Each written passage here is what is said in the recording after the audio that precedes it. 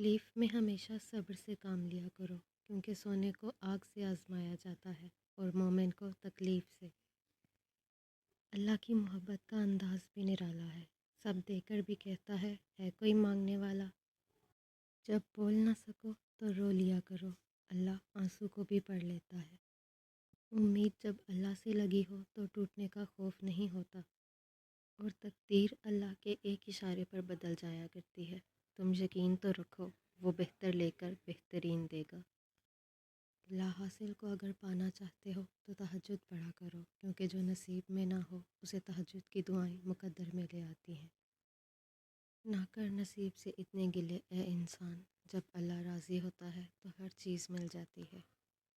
اللہ جب نوازنے پہ آتا ہے تو نہ کسی کے جادو ٹونے چلتے ہیں اور نہ چالیں، سب اللہ کے سپرد کر دیں اور دعا کرتے رہیں، پر امید رہیں، اور یہ سوچنا چھوڑ دیں کہ کب ہوگا کیسے ہوگا۔ جب سب اللہ کے سپرد کر دیا تو پھر یقین رکھیں وہ بہترین سے نوازے گا۔ اللہ ضائع نہیں کرے گا تمہاری دعا اور تمہارا صبر، ذرا انتظار کرو۔ جو شخص صبح کے وقت اللہ کے لیے اپنے گھر سے نکلتا ہے تو اس کے قدموں میں فرشتے اس وقت تک دعائیں کرتے ہیں جب تک وہ واپس نہیں آتا۔ اپنے دل کی کیفیت اسے بتایا کریں کہ آپ کیا محسوس کر رہے ہیں، کتنی تکلیف میں ہیں۔ آپ یقین کریں وہ بہت پیار سے سنے گا، اس کے سامنے رو لینے سے ہی آپ کے دل میں سکون اترے گا۔ بے شک وہ دلوں کا ہمراز ہے۔ وہ معجزوں کا بادشاہ ہے، جب چاہے حالات بدل سکتا ہے۔ اللہ پاک سے کبھی نا امید مت ہونا، کیونکہ وہ قطرہ مانگنے پر بھی سمندر عطا کر دیتا ہے۔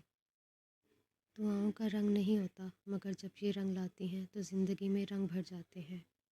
وہ انسان کبھی ہار ہی نہیں سکتا جس کی امید اللہ تعالیٰ سے ہو۔ دنیا کو سچا ہونے کی دلیل مت دو، بس یہی سوچ رکھو کہ اللہ سب جانتا ہے۔ کائنات میں کوئی اتنی شدت سے کسی کا انتظار نہیں کرتا جتنا اللہ اپنے بندے کی توبہ کا کرتا ہے۔ اللہ کے عشق میں ایک مقام وہ بھی آتا ہے کہ دعا تو دور کی بات ہے، انسان صرف سوچتا ہے اور اللہ عطا کر دیتا ہے۔